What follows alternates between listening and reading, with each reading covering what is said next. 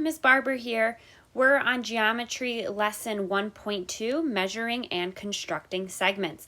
So our learning objective for today is using length and midpoint of a segment and be able to construct midpoint and congruent segments and use those definitions.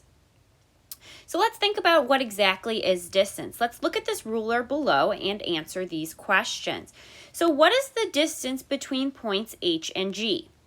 Well, here I see point H and here I see G right to the left of it. And it's between 5 and 5.5 in the centimeter ruler. So I would say that it's 0.5 centimeters. So it's 0.5 centimeters. Now what's the distance between points G and J? Let's locate G, let's locate J. Here's G at 5, J is at 7. Well, the distance between 5 and 7 is 2. Now, number 2 asks, what's the distance between point J and point G? Well, let's think about that. We said the distance between G and J was 2. So the distance between J and G would also be 2. So comparing our answers, they're the same.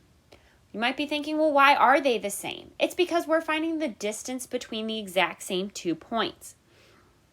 And distance is the absolute value of the difference in coordinates, meaning absolute value always positive.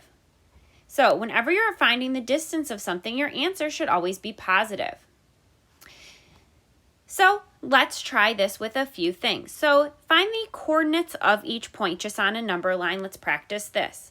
Well, D here, they ask, well, D is at 0. So that's easy enough. What about C? Here's C. Looks like it's at 2 to me. Lastly, E. All right, well, E's at negative 3.5. So just looking at your number line, that shouldn't be too difficult. Now let's find each length. We're asked to find the length between B and E. So we're going from negative 4 to negative 3.5. Again, your answer always needs to be positive. Well, between negative 4 and negative 3.5, that's just 0.5 away. How about DB? So DB, D to B, 0 to negative 4. Again, you might be hesitant to want to write negative 4, but distance is always positive. You can't go in a negative direction with distance, so I'm just going to write 4. You can pause the video and try number 10, EC, on your own. Again, you can always check your answer on the school website's page key. Now, here's a definition, segment addition postulate. So again, postulate just means a true fact. Don't get caught up with that word. If B is between A and C, so let's plot point B, and we're going to put it between A and C. I'll put C here to the left, A to the right. Doesn't matter. B doesn't have to be exactly between, just somewhere in the middle. If B is between A and C, then I know the length of AB plus the length of BC, whatever that is, would be my total length AC. So that's what I'm going to have to write down. AB plus BC will equal the total AC. That's just the segment addition postulate. The two parts of the segment, when you add them together, are going to equal my whole segment AC. So let's use this segment addition postulate in some problems. It wants me to find JK. Here I see JK, they labeled it Y. I'm going to go beyond extra here. You don't always have to do this step, but I want to emphasize this postulate and how it works. So I see two parts of a segment. I see JK and I see KL. So the length of JK plus the length of KL is going to equal my total segment JL. So again, two parts equal the whole. They told me JK was Y, so I'm going to substitute Y in for JK. They told me KL was 5, so I'm going to substitute 5 in. And JL, the whole thing, was 7. Now I have this little one-step equation to solve. Subtracting 5 from both sides, we know Y, which is the same thing as JK, is 2. Which makes absolute sense. 2 plus 5 is 7, so JK has to be 2. Go ahead, pause the video, try B on your own. Again, always check your answer against the key. Now, letter C. They didn't give us the picture, but we're totally able to create it. A is between C and T, so C, T, A is going to be somewhere between it. Doesn't matter where. They said CA is 9, so let's label CA 9. And CT, my whole segment, which is why it's really important that we draw our picture, is 14. Find the length of AT. I'll call AT X. It's my favorite variable. So again, being long-winded about this, I know my two parts, CA plus AT, are equal the whole segment CT. CA is 9. AT I labeled X. And CT, the whole thing, is 14. Solving that equation, X, which is AT, is going to be 5. So those are some ones with some basic algebra. Let's try one with a little more complicated algebra. So letter D. We're setting it up the same way. My two parts of the segment are going to equal the whole segment. So in this case, ST and TV equal my whole segment, SV. Substitute in the values that they told you. ST is 20. TV is N. And then SV is 2N minus 1. Notice now I have variables on both sides of the equation. I need to move all the variables to one side. Looking here, in my opinion, it's easier to subtract n from both sides. So I'm going to go ahead and do that. Subtracting n from both sides. I'm going to be left with 20 equals 2n minus n is just plain old n minus 1. So the value of n is going to be equal to 21. Now let's make sure we're answering the question. The question was find SV. Well, SV is my entire segment, which is 2n minus 1. I just found out what n was. N was 21. Now I have to make sure to answer the question of finding SV. So I'm going to substitute 21 in for n. This is how in geometry people make mistakes on multiple choice tests, is by not answering the question. So I'm going to do 2 times 21 minus 1, substituting it in there. And 2 times 21 is 42, minus 1 will be 41. So that's my final answer that I'm looking for. Try letter E on your own. Again, pause the video to check your work.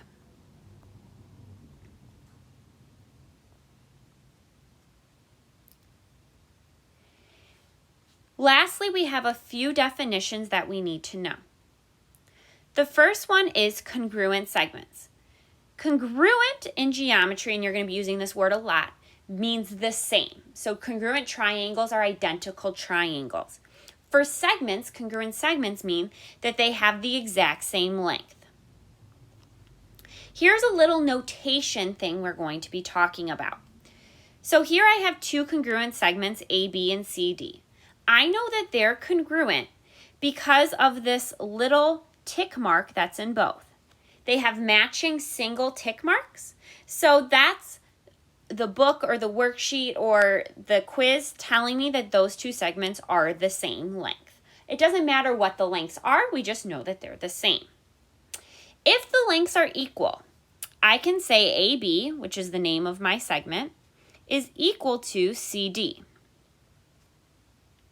If you're thinking back to yesterday's lesson 1.1, you might be thinking, why did I not put my little line segment above AB and CD to indicate it's a line?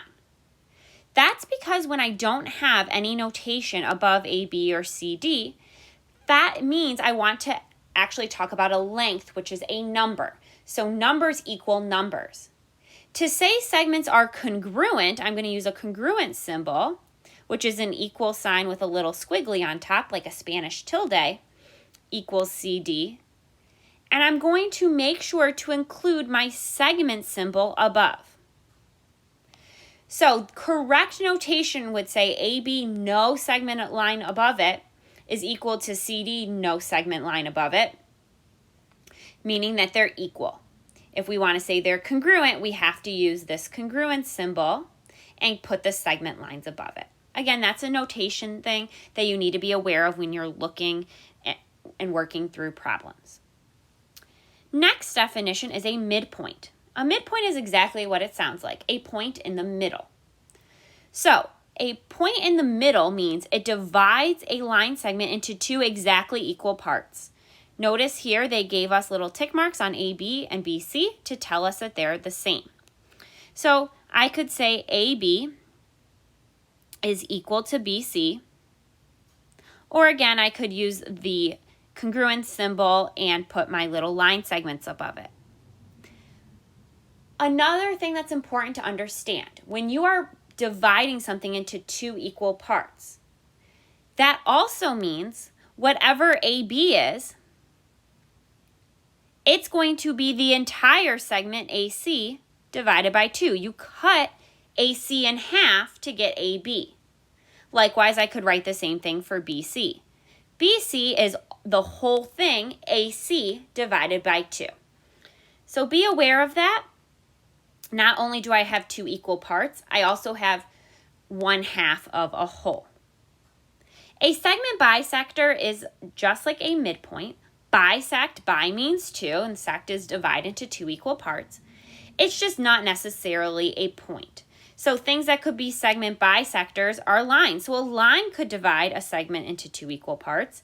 A ray could divide a segment into two equal parts, and a segment could divide a segment into two equal parts.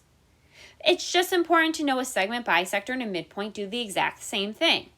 Divide a segment into two equal parts, cuts it in half. So the part will be half of the whole. In the figure P below, moving on to example 3, we're going to use P to be the midpoint of NQ. Well, if P is the midpoint, we should go ahead and right away put little tick marks for NP and PQ. We know that they are equal. Answer the below questions. So what is PQ going to be congruent to? And I'm going to rewrite the congruent symbol so we remember. Well, PQ will be congruent to NP. Put the line segment above it. Letter B wants us to find X. Well, if I know my two parts here are equal, they're congruent, I should just set them equal. So I know NP is equal to PQ. So I could let 3x equal 2x plus 4. Subtracting 2x from both sides, I will get x equals 4. I answered the question for letter B. Letter C says, find NP. Well, here's NP. We know it's 3x, and I just found out that x is 4. So I could just say 3, it says 3x. So 3 times 4, which is 12. So NP is 12. Now it wants me to find NQ, the whole thing. There's a few ways you could think about it, so maybe pause the video, see if you can find out NQ yourself. How I think about it is if NP is 12, PQ also has to be 12. They have to be the same. I don't even have to substitute 4 in to see that's true. Well, NP is 12, PQ is 12, so NQ would be 12 plus 12, or 2 times 12, which is going to give me 24. All right, that's it for today's lesson on 1.2. Get started on your assignment and feel free to email me if you have any questions.